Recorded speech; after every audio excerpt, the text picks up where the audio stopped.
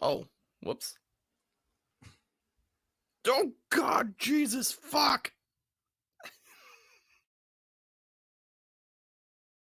Dan and Corey here, welcoming you into Libservative. The great fundamental issue now before our people.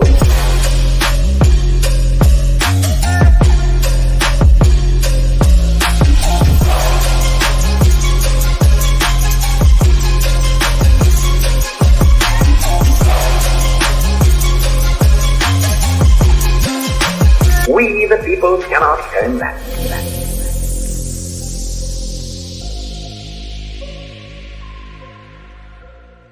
All right, welcome in.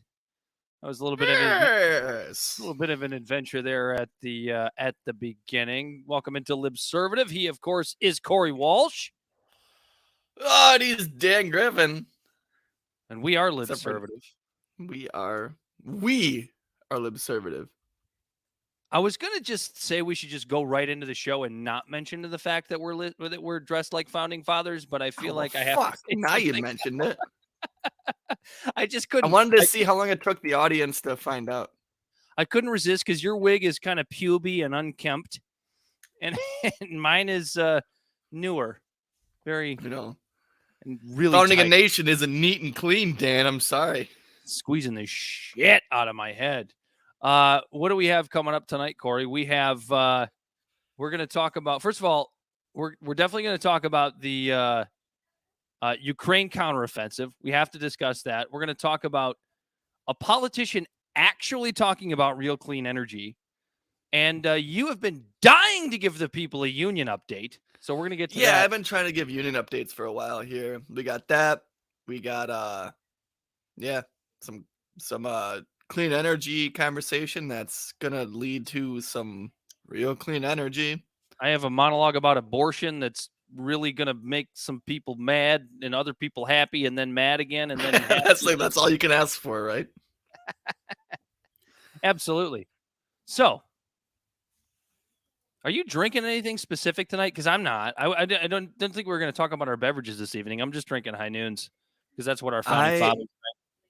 I'm drinking And a little bit of Huma over some here champagne of beers again. per use, because that's my drink.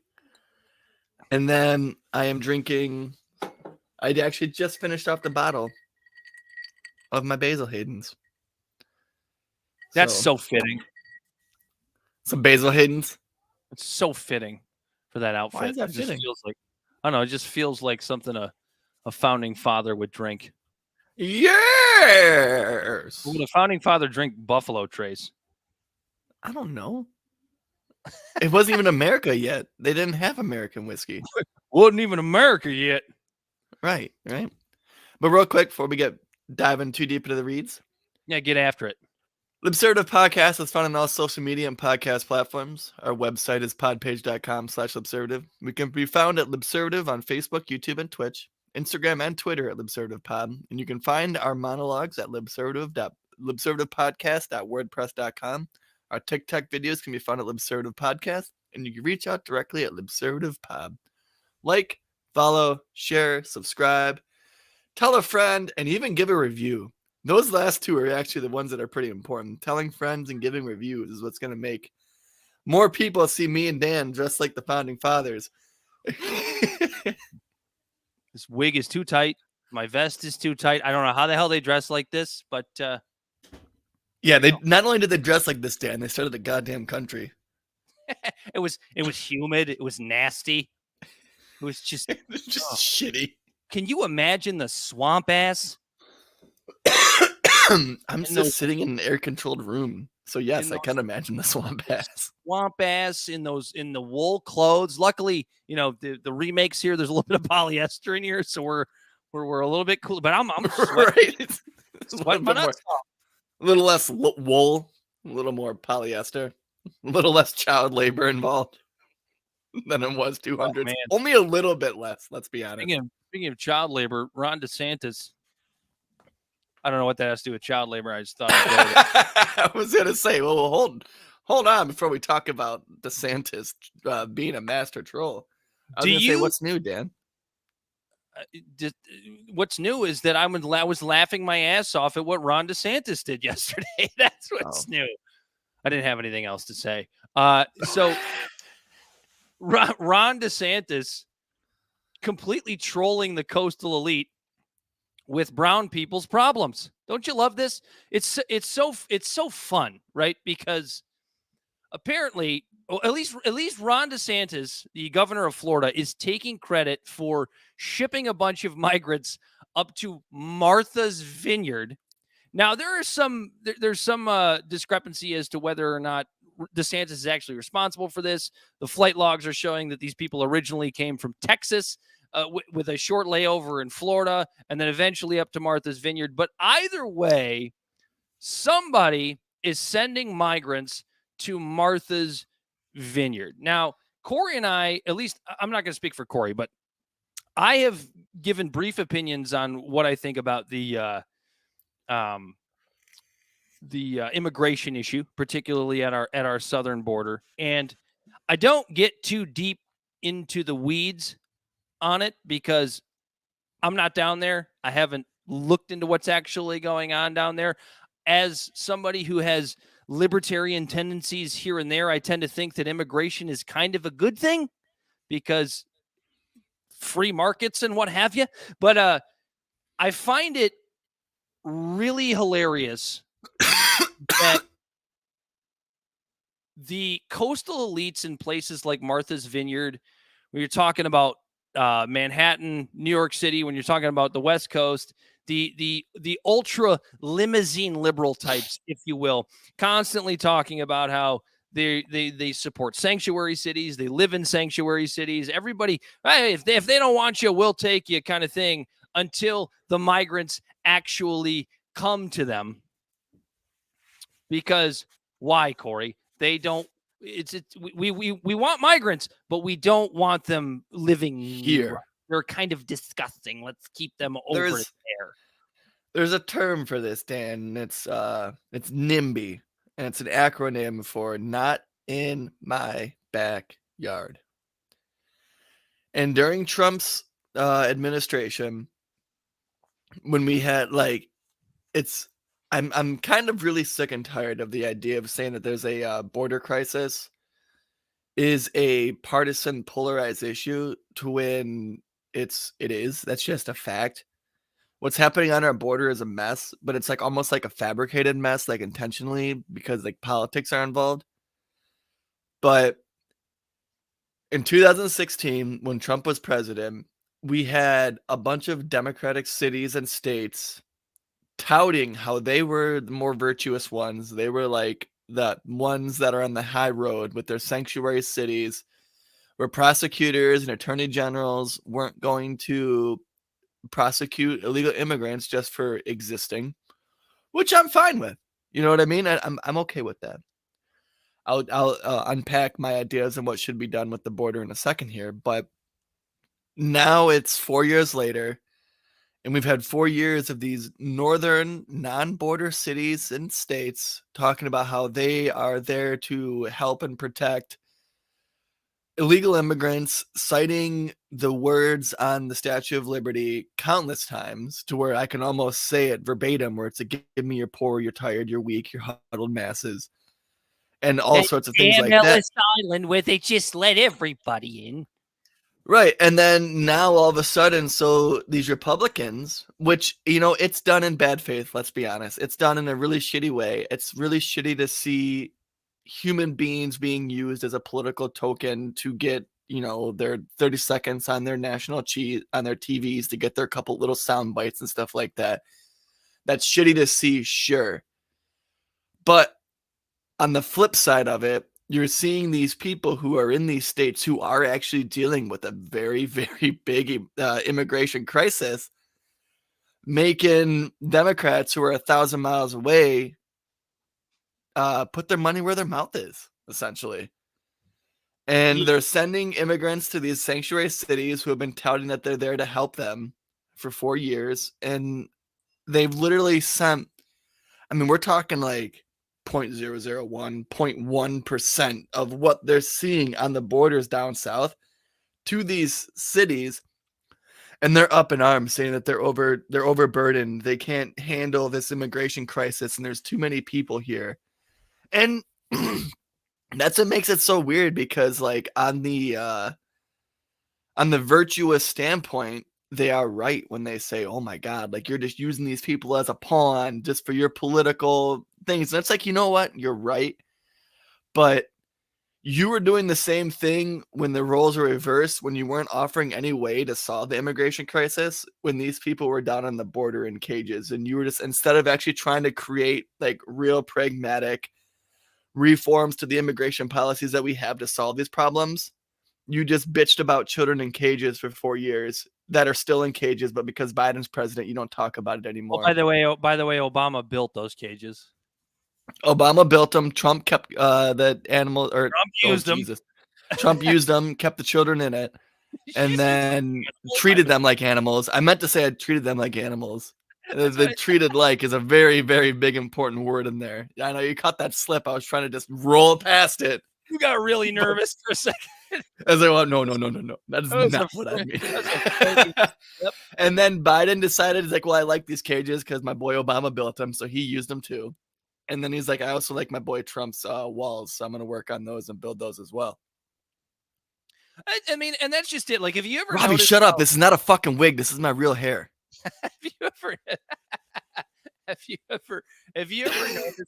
you ever noticed how like none of these sanctuary cities are like anywhere close to the border? And I mean, what seems like thousands of miles, but at least hundreds of miles, they all are from the border. And while I'm somebody who's right, and it's funny because it's like, here we are in Detroit, and it's like, well, you know, if some random person from Ukraine really needed a place to stay, then absolutely they could stay at my house.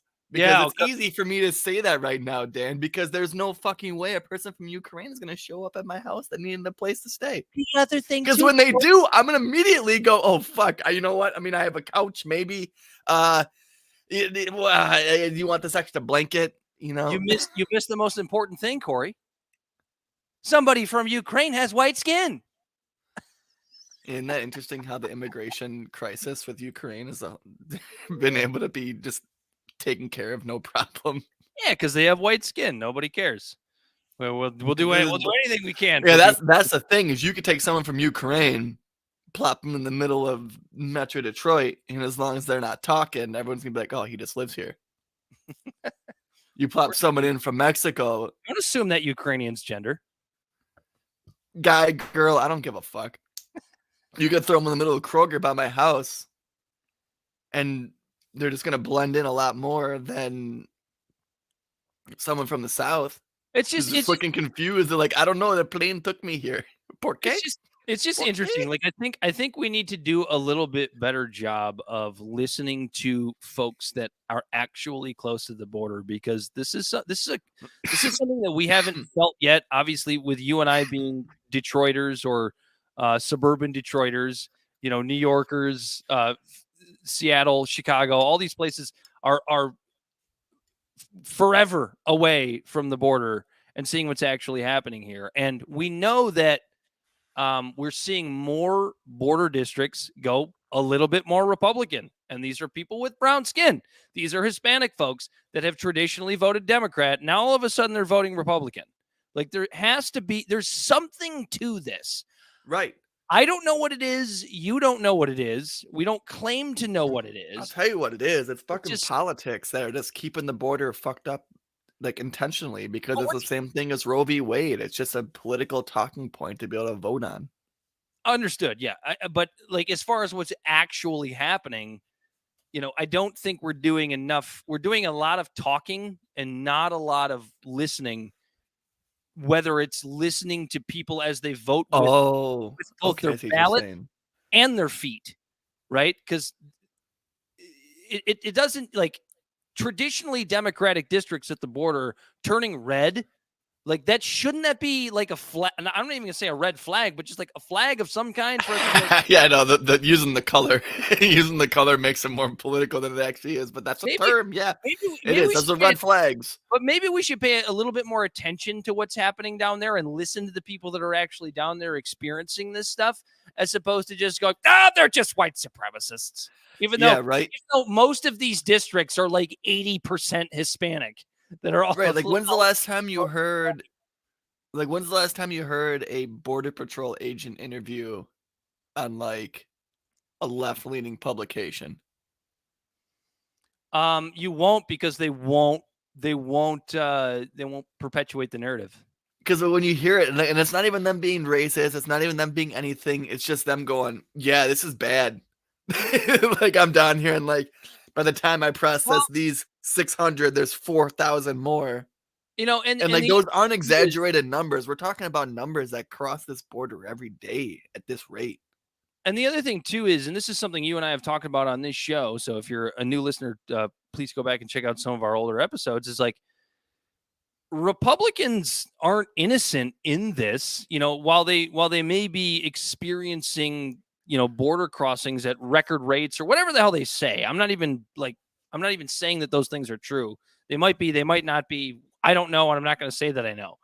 But Republicans also, or right wingers, or conservatives in general, also have a place in this when it comes to your politicians, because the issues that we've caused in South America that have fucked over economies there and fucked over republics there, that have caused these folks to drive themselves north to come into our country. Like, it's not like even if there is actually a border crisis and Republicans are right about that at the border, like, you have ways in which you could have prevented these things from happening in the first place.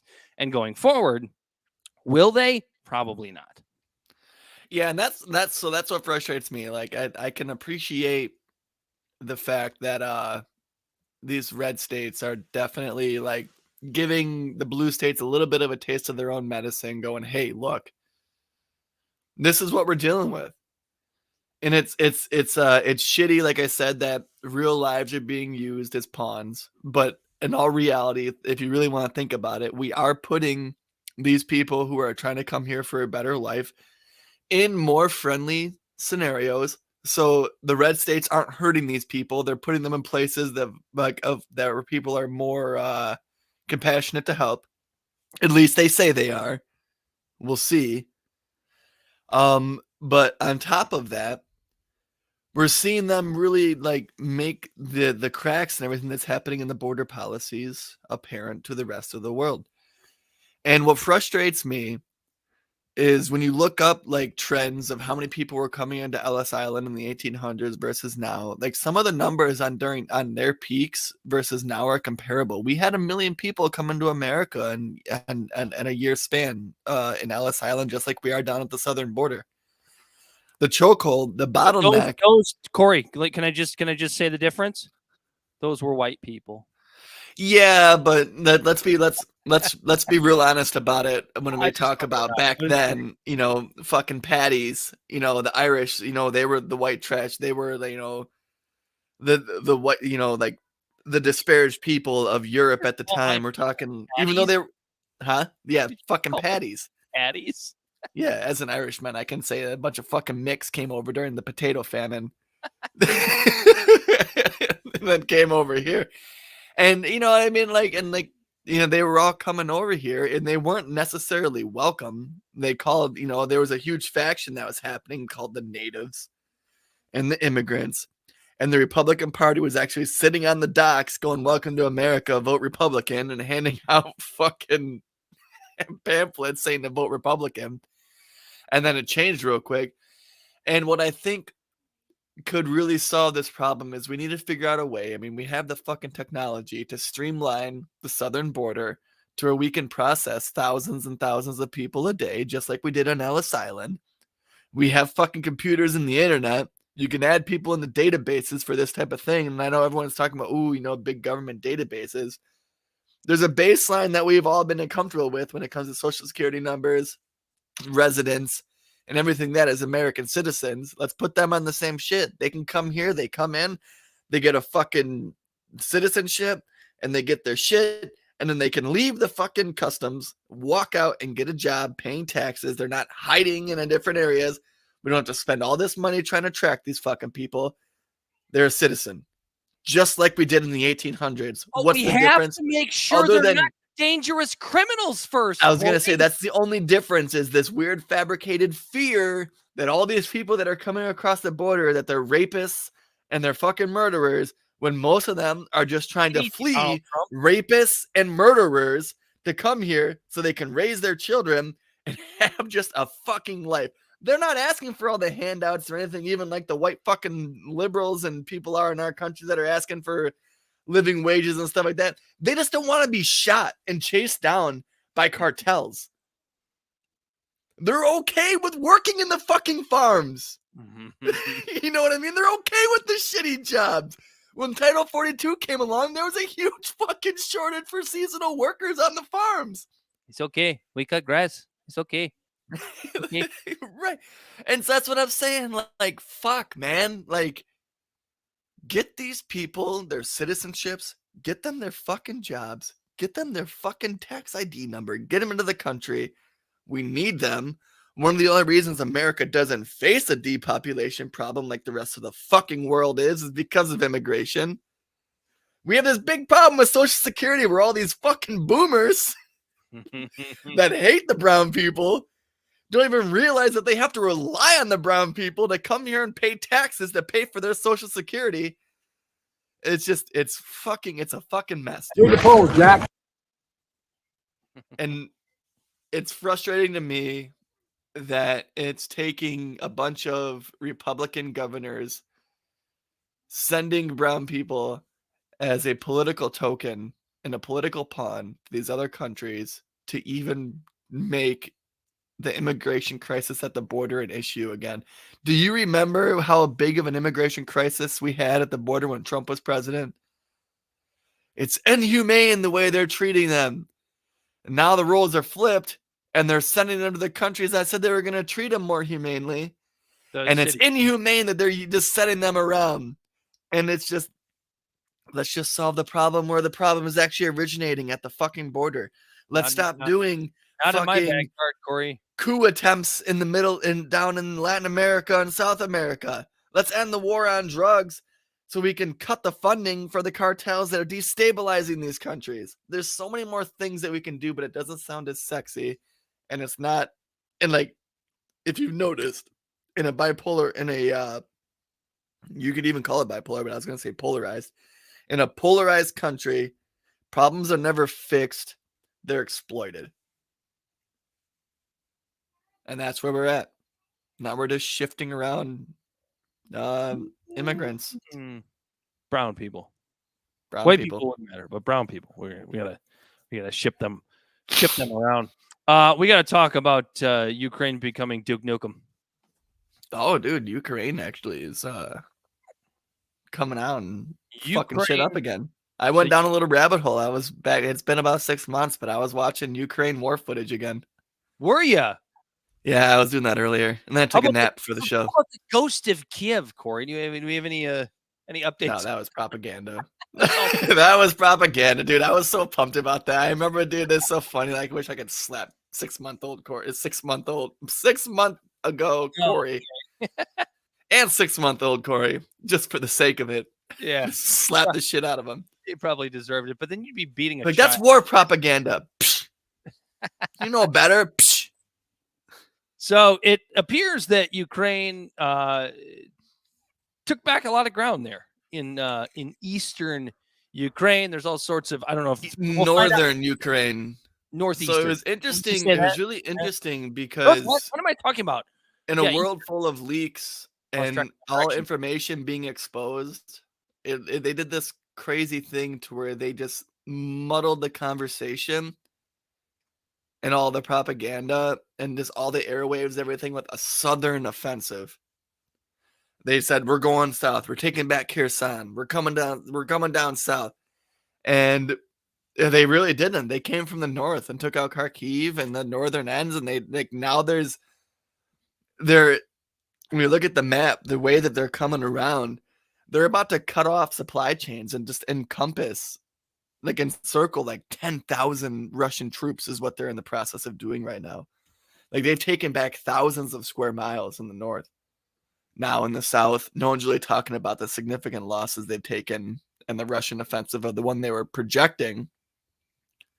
No one's really talking about that because when you're on one side, you don't want to talk about the losing. You want to talk about the winning. But yeah, they're fucking shit up in the north. But like that's the thing is like this, what's happening is going to create just enough gumption. And Zelensky knows that. Zelensky knows that he needs to get everything hyped up and make it look like he's worth fighting for because let's be honest, we've been training those soldiers since 2014 and it's so crazy to see soldiers that we trained since 2014 being effective versus soldiers we trained in Afghanistan for 20 years. And like they're fucking kicking ass and taking names. Well, and that's part of the with only 30% of accounted weapons of what we've given them. Like the fact that the Ukrainians have made progress. The whole thing just makes me want to throw up because because now you know that we're gonna keep throwing them more money and stuff like that. Like if this was a flop and they lost, the world would have been like, well, I guess Ukraine belongs to Russia now. But now that they gave a glimmer of hope, it's like, well, let's just give them more. You're on the side of the Ukrainians because you don't support Putin. But then when you're a realist like you and I are and understand the West's part in this war in the first place and the things that we did or didn't do in the West. And I'm not even just talking about the United States. I'm talking about Western Europe as a whole. The things that we did or didn't do to prevent this conflict in the first place. What I look for is for this shit to be over. So like I see the Ukrainians making up ground and I go, okay, sweet. They're kicking Putin's ass. But then the other side of me, I'm going, oh, God damn it. You know what this means, don't you? This is going to be used as an excuse to continue to send weapons, to continue to send money, to continue this war as long as possible, to keep the military-industrial complex going, to keep the Raytheons and the Hewlett, or I almost said Hewlett Packard. They probably have some. Their fingers were in there for sure. I guarantee it. But let's anyway. start that conspiracy. Hewlett Packard is the major funder of the fucking Ukraine war. It's just the entire military-industrial complex to keep building weapons and selling them and trying to convince us that this is all justified, so that they can continue to make money. And I just sit here and I go, so more poor people can die. I'm like, go Ukraine. I hate Putin, but also, God damn it, I want it to be over. And I don't know. Right. So that's kind of where I'm at. Like, if it comes to picking a side, I'm going to pick the underdog. I don't know what it is ingrained in my system. I always root for the underdog. I want the rebels to win, not the empire. But it's like, fuck, man. It's one empire fucking just using these poor white people. Why does this sound racist when we say it like that? When we just talked about poor brown people being exploited. We're white and we're dressed like slave owners. We're good. No. I'm Alexander Hamilton, you fuck. I don't know who you are over there, fucking Thomas Jefferson. Francis Scott Key. So you wrote the racist song. Good job. Absolutely. This is a weird one to pick. I don't know why that one came to mind. Pick John Adams, you fuck. John Adams was fat and he never dressed nice anyway. But he didn't own any slaves. What's up, Bright Eyes? Oh man. So no, that's the other thing I worry about with this whole counteroffensive and with it being successful. It's like I'm like, that's awesome, but it's like, is there a chance that this builds into everybody's biggest fear, which is that you now you're closer to like pushing Putin into a dangerous corner, or maybe he's going to start using nuclear weapons. I'm glad you went down that route because I was hearing this talk earlier in the week of how I think the end game is to get rid of Putin, right? Like we want to get rid of Putin. There's a right-wing faction in Russia. For God's sakes. That is equivalent to our military industrial complex that just wants more war, pump it up, get it going, make it more extreme. There's a faction in Russia that's doing the same fucking thing. And I just heard this interesting conspiracy little thing that the one guy whose daughter was just killed in that car bombing was like a right-wing propagandist for the Russia oligarchy or whatever. Well, he was a part of that faction that's more extreme about this war than Putin is. Like there's people in Russia who want this ramped up to 100%, just like how there's people here who want American boots on the ground. That's happening on both sides. It's not just our side. And there's talks that there might have actually been fucking the Kremlin, the KGB, Putin, who killed that guy's daughter, going after him because Putin is the one who's in charge. And there's an awful lot of people who go against Putin who fall out of hospital windows and get poisoned and die in mysterious ways. And that they think this conspiracy is that Putin was trying to kill him to shut people up in Russia, which kind of makes a little bit of sense based on the fact that he was awfully fucking quiet about that, and there wasn't any real big fallout from it. What do you think about Xi Jinping going to visit Putin? Because my initial thought was this is Putin trying to quell any sort of misgivings that Xi Jinping might have over the Ukrainian counteroffensive. Man, that's just the enemy of my enemy is my friend.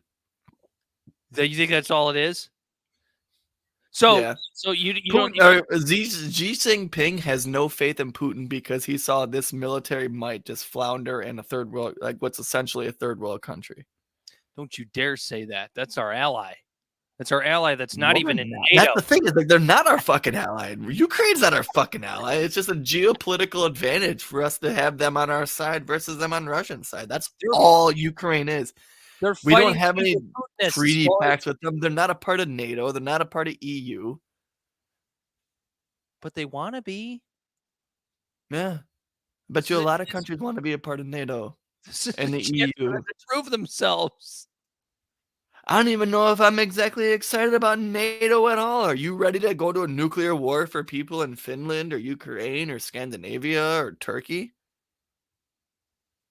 Am I personally? No.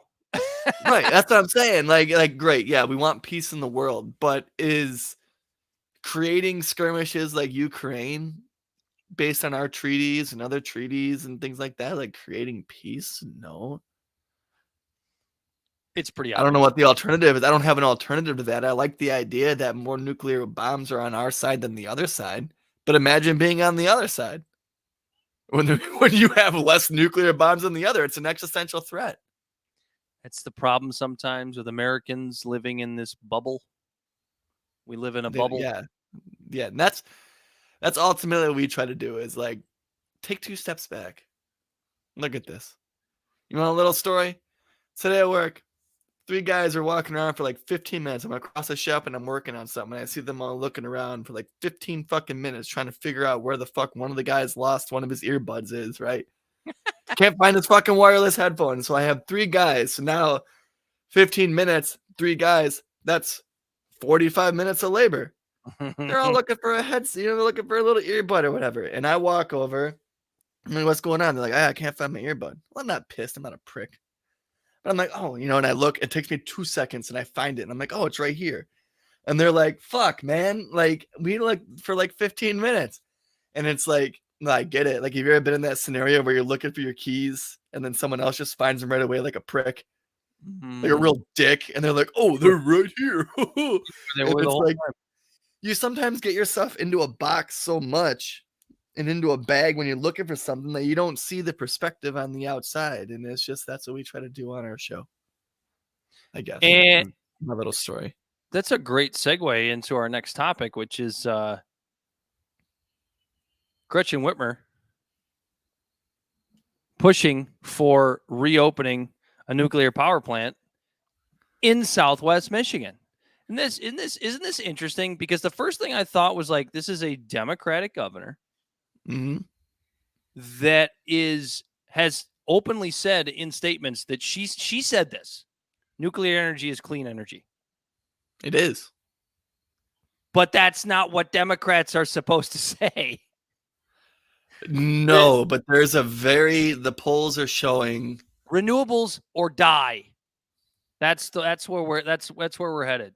So Holtec International is seeking to reopen its nuclear power plant in Michigan with the help of a federal grant that is what Governor Whitmer said just last week. According to a press release, the company applied for a grant under the Civil Nuclear Credit Program to restart the Palisades nuclear facility in Southwest Michigan. Officials say the reopening of the facility would protect 600 jobs and the plant at the plant and 1,100 additional jobs throughout the community and produce more than 800 megawatts of clean power. On Friday, Whitmer sent a letter to the Department of Energy Secretary, former Governor Jennifer Granholm, in support of Holtec's great application.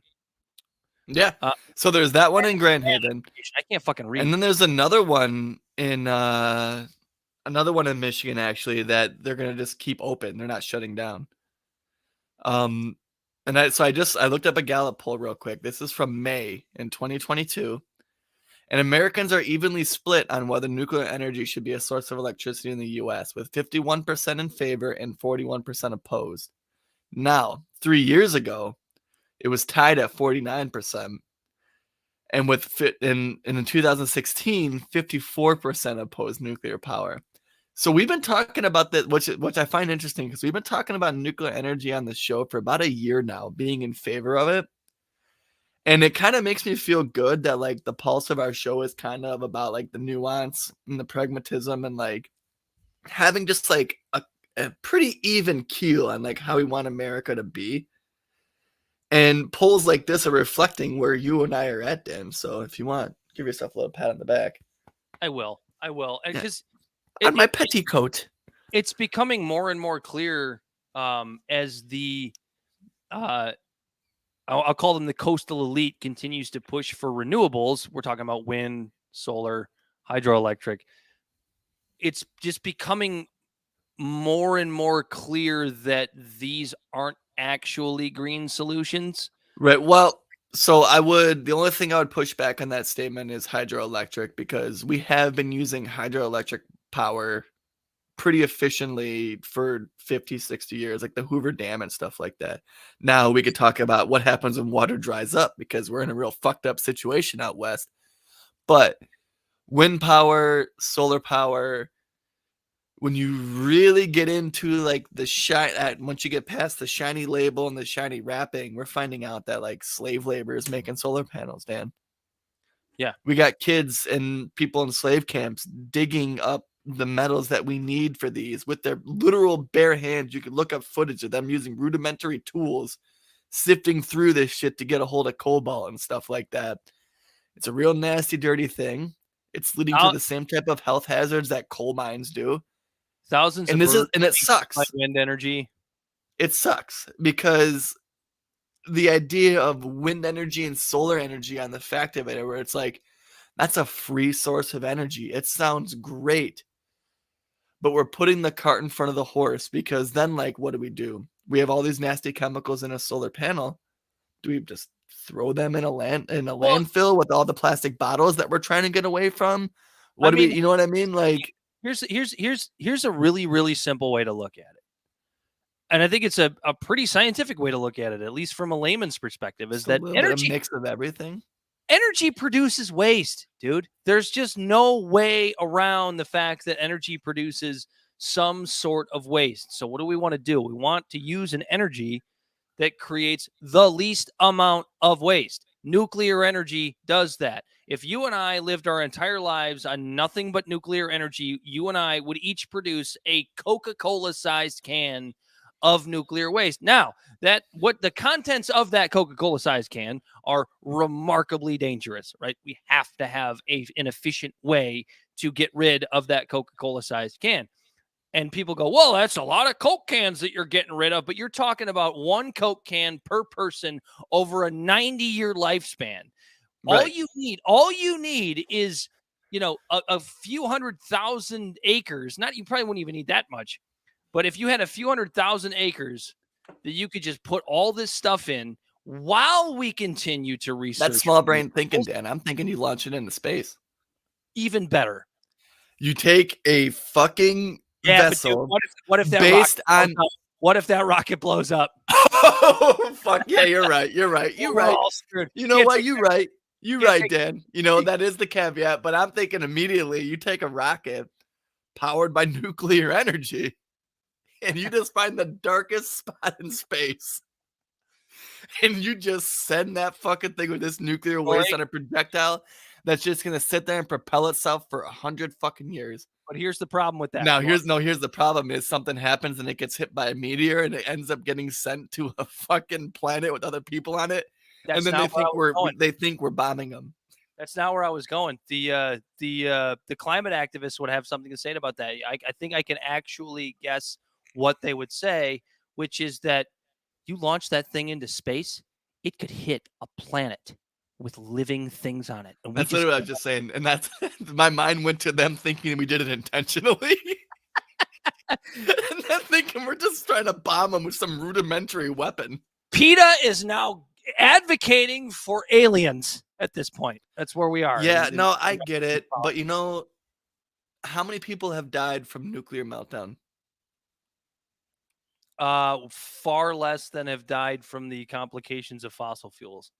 That's what I'm saying. No one even died from Fukushima. In fact, even though there's still 40,000 people that are evacuated from that area who lived there when it melted down, they say that their effects from radiation are going to be negligible. Nobody died from 3 Mile Island. The body count for Chernobyl is kind of nobody really knows. There were some. You know what? It's because it's the first one. Actually, no. 3 Mile Island was the first one. 3 Mile Island was first. They caught it quick enough. But with Chernobyl, I mean, the body count is available for who died directly from the accident, but there's conflicting data as far as communist nation will do that, Dan. Yeah, radiation poisoning and all that stuff that's happened from since then. Some people say it's as low as a few hundred. Others say it's a few, thousands. It's tough to know. But right, and here's the critical thing too with the three of them is we know for sure unequivocally the problems that cause them, so we know how to fix them. Chernobyl was what was it? It was a loss of power. So a radiation core overheated, and that I think that's what sprung the other one. And 3 Mile Island, it was a newer facility to where when the one started to overheat, the other one was able to combat it because it was a newer thing. In Fukushima, what happened was they had Fukushima. Well, not even just that. Like the way that their stuff was set up was they had everything in place to stop a power outage, and they had generators set up to pump water into the core to keep it cool to stop a meltdown. The problem is that freak accident of that tsunami flooded the generators that were powered by diesel, not even powered by nuclear energy. They were warned in Fukushima about the seawalls, that they weren't going to. Were they? That if there was a tsunami, there was going to be a fucking problem. Much like Katrina. It's like everybody knew. It's equivalent to taking a piece of electrical tape and putting it over the engine warning light in your car. We're just going to pretend that that's not there. But yeah, so now we know. But I bet you that will never ever happen again, Dan. And now we know that we can't put generators that are designed to pump water underground because there's a chance of that failing. And there's different things nuclear that we can is good, and Gretchen Whitmer recognizes it, so we're happy here in Michigan. Yeah, no, I'm happy about it. I'm not upset about it. You want to give the people a union update while I go take a leak? I gotta go take a leak so bad. Get after it, Corey. All right, you got to run all the way up those stairs. Hold on. I'm gonna put you on. I'm gonna put you on so I can listen to what you're saying while I'm taking a leak. And go. And go. All right. So unions right now are just fucking taking off like a goddamn rocket compared to how it's been the last like 30 or 40 years. And so right now we're actually facing a huge what's the word I'm looking for? We're facing a huge deterrence, or we're actually avoiding a huge catastrophe of a $2 billion a day issue of the rail lines who just got cut a deal the day before their deadline for a strike. And we're talking a strike that would have like shut down all the rail lines all throughout the whole country. And it came down to so close to the deadline that other rail lines like Amtrak, where Amtrak uses the freight rail lines they use the freight rail lines for their passenger trains to travel back and forth across the country because there's not enough rail lines to have two separate lines going at the same time. And so we came so close to the deadline for the freightliner workers strike that Amtrak had to stop because they were afraid the trains would just be stuck in the middle of nowhere when other trains had to stop. They had to stop doing grains and hazardous materials because they didn't want either of those just on rails in the middle of nowhere if all the workers just said, fuck you, and took a step out. And so we got really close to that happening. And here's the thing though, is like these workers, they're all unionized and they've been in these negotiations now for, let's see, the Biden administration has been involved in, I think, roughly 6 months, but they've been working on this stuff for 2 years maybe. And so they've been sitting here and just trying to make it to where this is what's crazy to me is this wasn't even about money. This wasn't even about benefits necessarily. These union workers just wanted some paid time off. These guys were on call virtually 24/7. You hear these different interviews of these workers where they would be able to be off being on call for 10 hours. They would go and have to drive a train for 3 days, come home and not be bothered for 10 hours before they were back on call. Now, they wouldn't necessarily be called to be brought back to work within the 10 hours, but they couldn't go on vacation with their family or nothing because couldn't even schedule a doctor's appointment, Corey. Right. Yeah, they're on a point system. They're on a point system like you have that like fucking Menards. You know what I mean? Like these part-time jobs, these guys like couldn't even just go and take time off when they need it. So after 20 straight hours of negotiations down to the deadline, the companies actually paid to pay for sick leave for the first time. And these are the parts of the deals which in all reality they still have to vote on them, but they're probably gonna pass. That's the way the winds of the way this deal was made is like going. But they have voluntary assigned days off and one additional paid day off. The unions actually were fighting for 15, but this might be like, all right, we'll take one. But they're guaranteed time away for medical visits, and they're not going to get docked for it. And there's no disruption to current healthcare plans. And this is why I'm saying it's really about just like the quality of life, the life-work balance. Because this new deal only offers a 24% raise, but that's not even like boom right now. That's over the next 5 years. And then an annual lump sum bonus of $5,000. So in all reality, they're only getting a couple like $5,000 more a year. So they're getting a nice little decent chunk on their salary. But this was really about just being like, hey, give me some time to myself. Yeah, and when you really think about it, the fact that there isn't time to themselves is probably like almost a vicious cycle because they're not offering this work-life balance to their employees. They're not attracting new people. So because they're not attracting new people, that excessive workloads fall on the existing people. So then the existing people are getting more and more and more and more and more and more and more and more work piled on top of them because they can't attract new workers. Because these workers are like, fuck not being able to hang out with my family. Well, that's the thing is it was never about money. Like It's the same thing we talk about with, Amazon in particular, not so much Starbucks, but definitely Amazon. Like, it's not even about extra money. Like, that's the strange thing about capitalism, and it's where I disagree with libertarians. Real quick, so this Uh, this person, I'm sorry to cut you off. This person goes, "Can you name another profession that got a 5% plus 5K lump sum wage increase this year?" So me personally, No, my I job. can't. Well, my Oh, you job. did. You did for sure. Yeah, I typically I don't have a union job, but all the benefits I get are like a union, and I think it's because we have a smart owner of our business that goes, "Why deal with all that shit when I could just take care of them the right way?"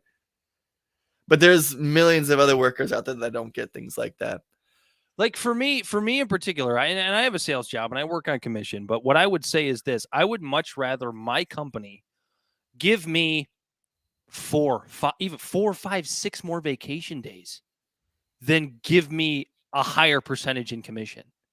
And that's the thing, and it's one of the big issues I have with capitalism and turning profits, and it's where I disagree with libertarians a lot on, like, the free market fixes everything. If you just if you just let the market figure it out, it'll work out. And it's like, that's not always the case, because I not everybody wants more money. Sometimes they just want to be able to fucking rest for a little bit.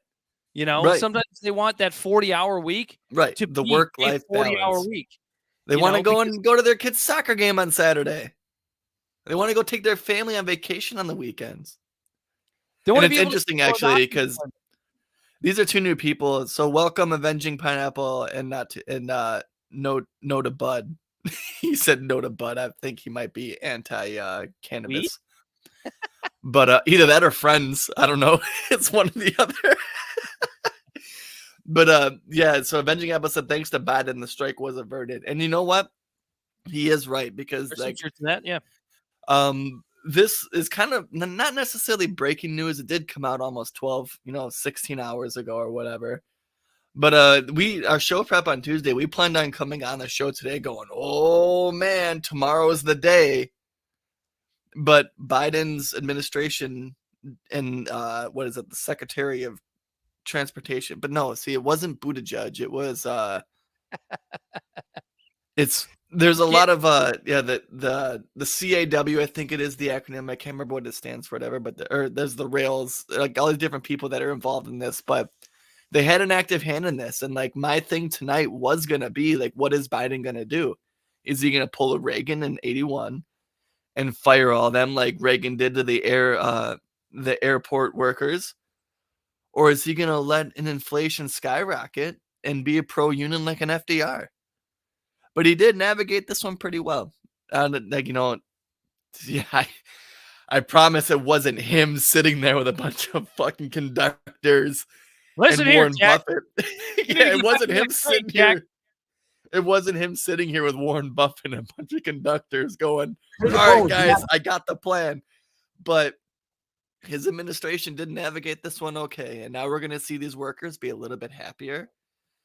And it's a trend that we're seeing in our country right now that's going absolutely bonkers with unions. We're going absolutely insane.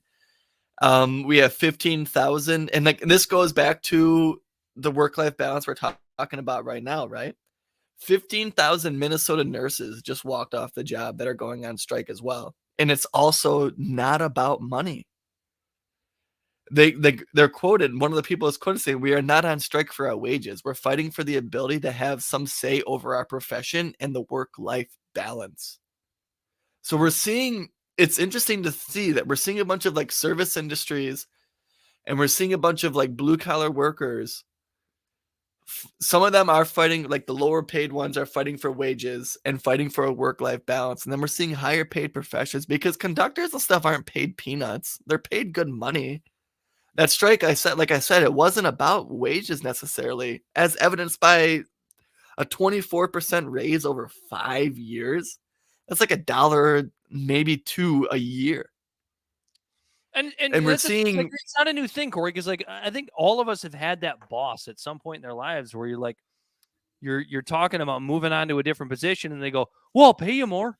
I'll pay you more." And I've had this happen. I know for sure. I looked at the guy and said, I don't give a shit about more money. Like, I'll take it if you're offering it. Don't get me wrong, but it's like, that's not why I'm doing this. I'm burnt out. I got nothing left. Right. You know what I mean? And it's like, why do I give a shit if you're giving me more money when I can't spend it, when I can't do anything with it, because I'm always here? Right. People just want to be able to live their lives and have some money to do it. No one, like, it's not about being rich. It's about just being treated like a decent human being. What else do I got here? Wells Fargo, which is crazy. It's the first union contract in the banking industry in 40 years. The CWA, it's the committee.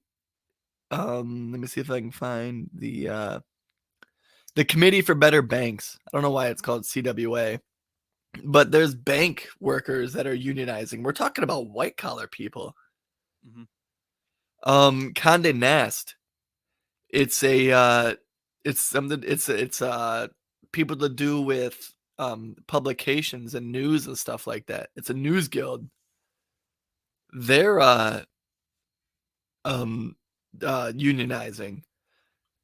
I mean, we got what else do I got here? I got those.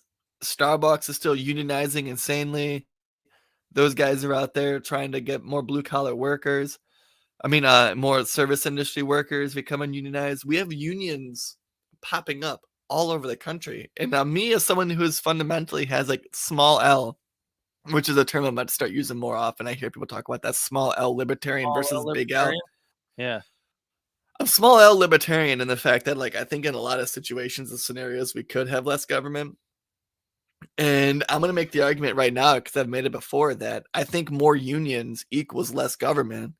So I'm 100% for unions, because if the people are able to make it's more localized, more decentralized, that in the individual business, the workers as a party of the people are able to communicate and effectively have the strength behind them to negotiate with their bosses, that we don't need the fucking government coming in and telling them what to do and make minimum wages and stuff like that. That's the thing. Let me give you a small amount of pushback, because I think I have, like, unionization looks great right now because of the shitty way that workers are treated.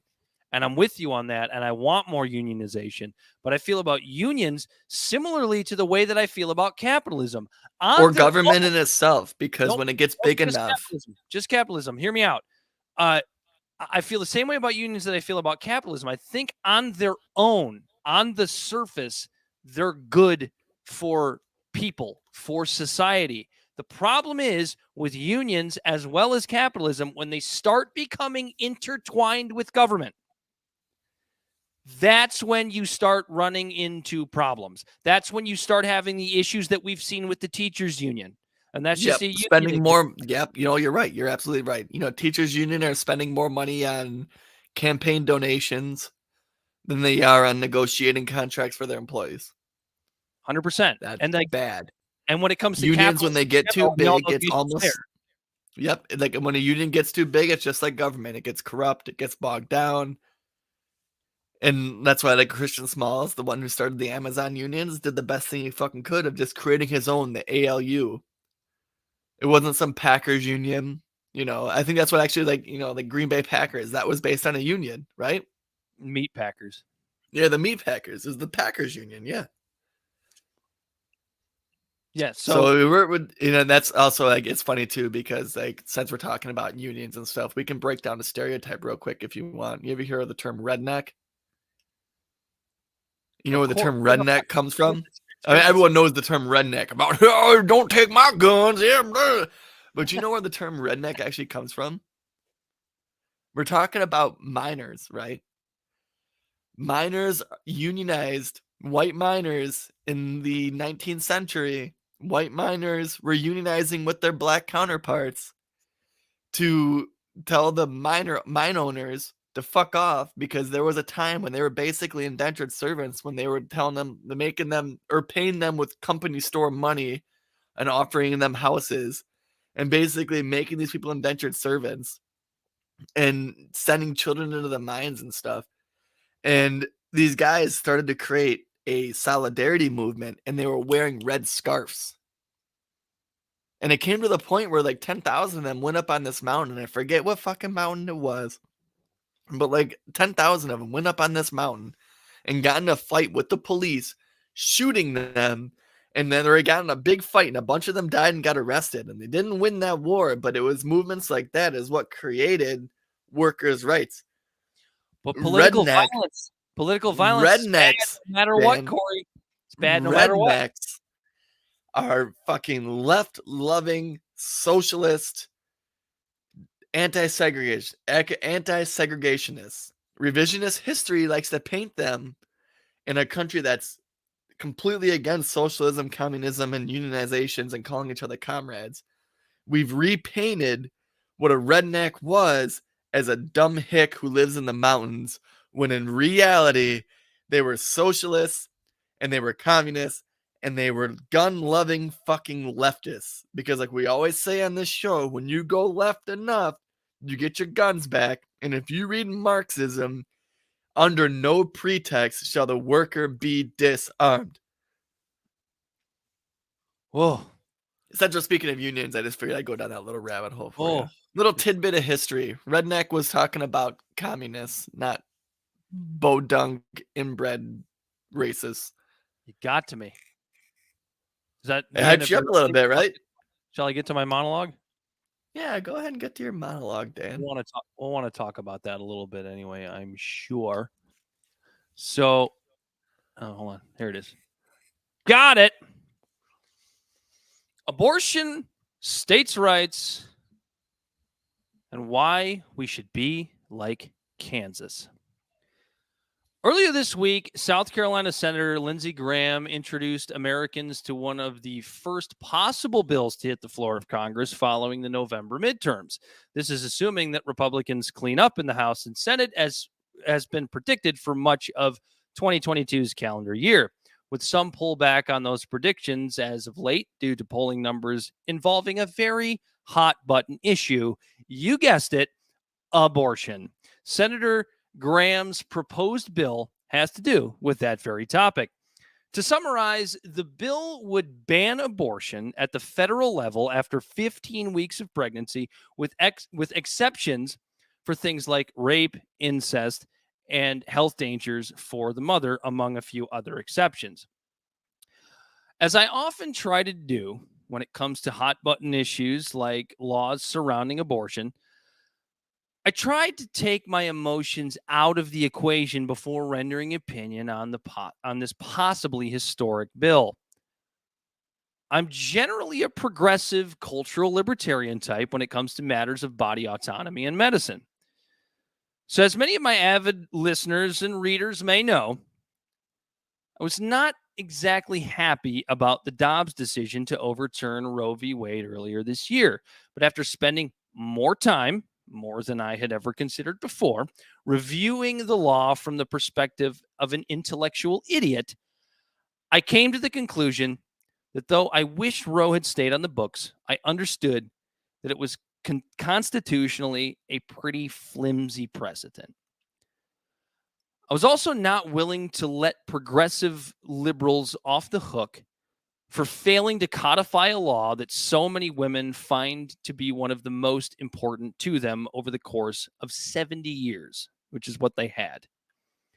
With decisions on abortion going back to the states after the Dobbs decision, I wasn't necessarily happy about it, but I could live with it from a legal perspective. I chose to stay away from the fear-mongering about how some Handmaid's Tale type of Christian dystopia being peddled by the establishment Democrats and limousine liberals in order to scare us into voting Democrat. A vote that would simply put the Democratic establishment into firm power in order to continue the status quo of promising the world and delivering a few blades of dried up crabgrass. So what about this bill? What makes sense about it, and what makes me want to bash my head against a fence post? Because believe it or not, this bill provides both. Let's start with what makes sense.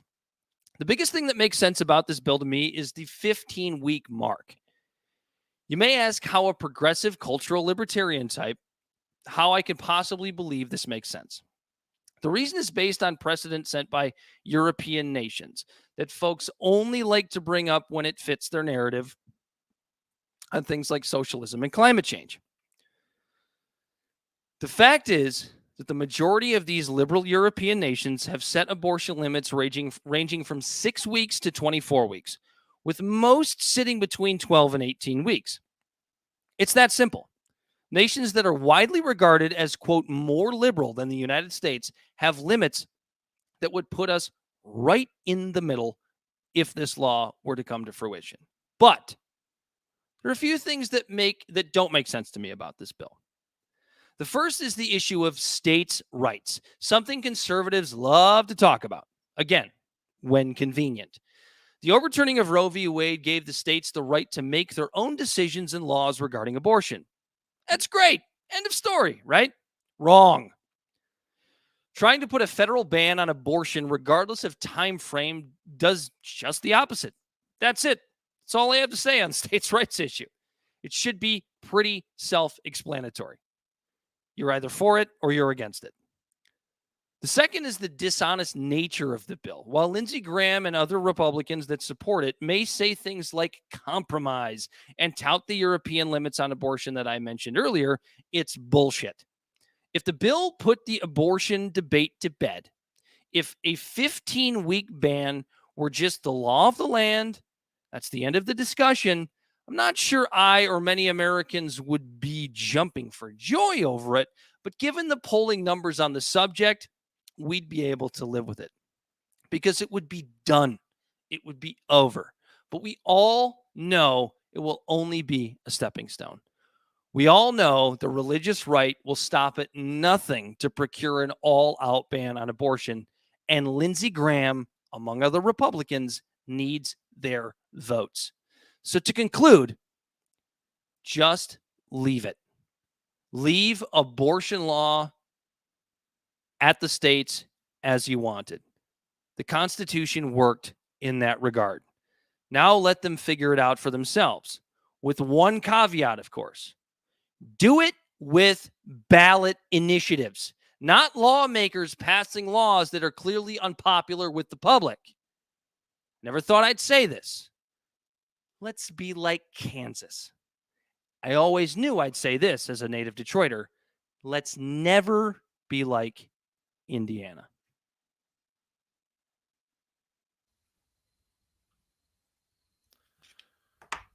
Yeah, no, it's Corey's letting It's, that one digest a little bit. yeah, it's interesting. So for me, the way he came, there's a lot to unpack here. So we could talk about the real like political infighting of how the Republicans freaked out when Lindsey Graham introduced this bill, like 9 or 10 o'clock at night. Yeah, like there is a certain faction of conservatives McConnell himself was like, that's just well, too Lindsey much. Graham said that, not me. Because like he was all about giving it back to the states. And so there is this little faction in the party that's like getting ahead of itself and like saying, damn the polls. This is how I really feel. And it's not necessarily going their way, but at the same time, before Roe v. Wade was overturned, could you imagine Lindsey Graham coming out with this bill? Because it was settled, he could have this hardline position of being, no, I'm completely against abortion. But now that the polls say this, he has to like pander to his base the best he can, but also follow the polls. Well, and that's one thing that like I guess I'll give Republicans credit for is like they're paying a little bit closer attention to those polls. Yeah, it's so that's it too. This shows they're really paying attention to the polls, not a little bit. He's following the polls to a T because what he's suggesting in this bill lines up with all of Europe basically to a T. Mhm. And we reference Europe when it comes to social and political and ideological views often when it talks about being progressive. He's being progressive based on the worldview. Isn't that fucking weird? It's fucking weird, man. And that's So what makes it a thing. But like, I get what you're saying. Absolutely. Just, like, if anything proves anything, You throw it to the states, it's gonna lower the barometer, the pressure in the country, and make it more localized where everyone else can focus on their state. Like everyone has to and like I forget how I worded it before, but I think I might actually be able to word it a little bit better this time. You know what's crazy? When This shit is hits the fan and everyone has to, like let's say like something happens wild, like it's at some event where everyone's together and everyone let the police show up. The police show up at a party and you're 15 years old and there's 50 people there. The first thing you're going to do is make sure you get out, and then you're going to grab the people you came with. And then as soon as you guys are safe, you're going to start texting your friends and making sure everyone else is okay. That's what the overturning of Roe v. Wade did. It's making everyone recede to their states and focus on their bubble. And then they're going to make sure that their bubble's okay. And then when they can help each other and help the other people. I was just thinking, you want to pass if everyone, go ahead. You want to pass a bill? I don't even know if this would be legal. It's just something that came to my head, and we can look it up and maybe regroup on it next week or whatever. Oh, and then Scott, real quick, also, he made this comment. When you're going to address government overreach on snuff boxes, and I'm going to address that in a second because it's interesting. I just want him to know that I'm going to do that, so he sticks around. Go ahead. What I was going to say is, you want to pass a bill, and we can check into the legality of this. It just came to my brain. Why not pass a bill that says that if you are going to pass a law on abortion from a state perspective, it has to be in a ballot initiative. I don't even know if that's legal. I don't even know if you could do that. I don't even know if that's constitutional. But that's just how I feel it should be done. It has to be via ballot initiative. It's probably not constitutional. I'm probably an idiot. It just I don't like it. Wouldn't necessarily be for or against constitutionality. Ballot initiatives are I think, are based on like state law. I wish there was more direct democracy with ballot initiatives, as long as it did in us. Like ballot initiatives on most topics, but they can't supersede the Constitution. I don't know. Yeah, I don't know how you would word that type of amendment. But isn't that the best way to do it? Like, if you really want to get the people's pulse in your state, instead of having lawmakers writing up bills and passing them in state Congress. But Dan, if it's all a bunch of ballot initiatives, then what's the need for all these representatives? Without government, you wouldn't need ballot initiatives. But yeah, no, it's interesting to see Lindsey Graham come out with this thing that still seems like super hard right, but it's like literally like such a fucking ridiculous jump forward than what it was. It's actually pretty liberal. When we talk about the goalpost getting moved left or right, we're talking about the right goalpost getting moved from the touchdown zone to like the 35, 40 yard line. It's just, it's always been interesting to me how toward like, okay, so the issue of abortion in the United States as it compares to the rest of the world is like, it's just so weird. It's absolutist. It's absolutist. I guess it's so, but like in Europe, we're like, they're just not as anal about it. It's just like, this is our law and we're super liberal over here. It's okay. I don't know. It's just weird to me. Yeah, it's pretty insane. But like I said, like it's insane how how absolutist it was, how much the Republicans just buckled on this. Even though 15 weeks sounds insane, so he just created a new watermark for the Republican Party. Now it's going to be completely unadulterated, unregulated abortion versus 15 weeks. In a weird way. With the inclusion of rape, incest, or health to the mother being anytime after that. Don't forget that. He mentioned that too. After 15 weeks, if it's rape, incest, or health of the mother, then that it's still allowed. But that was going to be the federal law he tried to ban. They tried to institute. So after the limousine liberals that'll be able to get an abortion no matter what they want, calm down for a second. Should they maybe be giving a silent round of applause to Lindsey Graham for kind of moving that? Right. Let's really think about this. If that's the federal law, the blue states can still make it whatever they want, but this is what's going to be the law in the red states.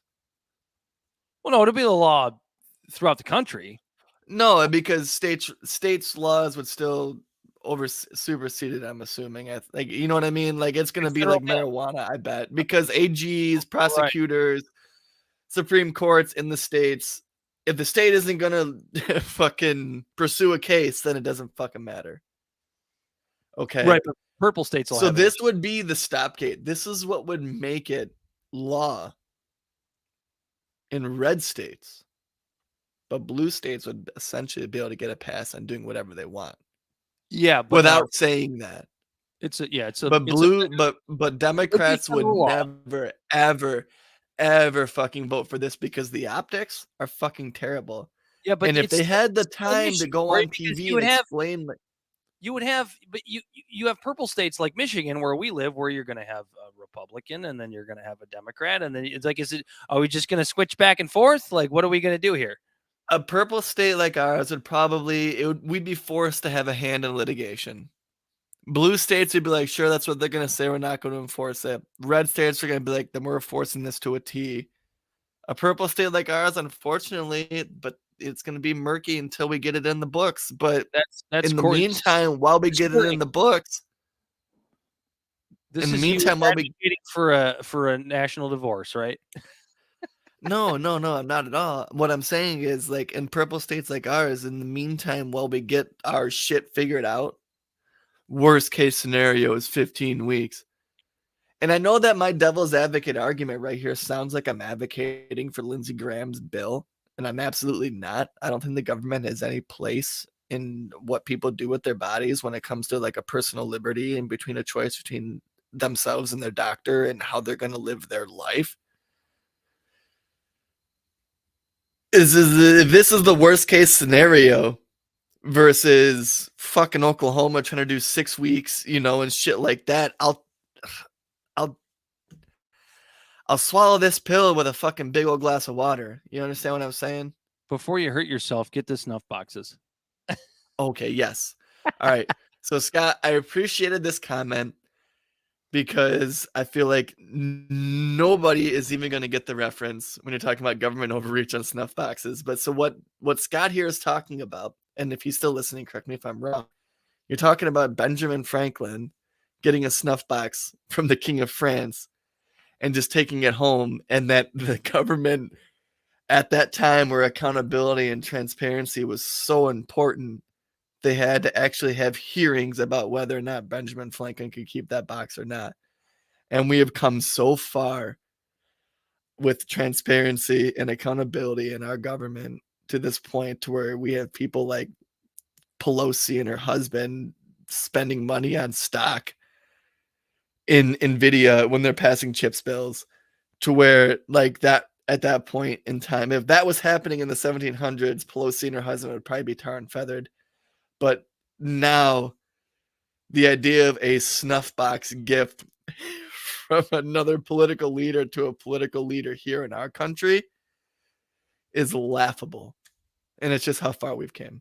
And I don't know if Scott's still even watching, but like this, like it's a very obscure reference, and I really, really appreciated that, Scott.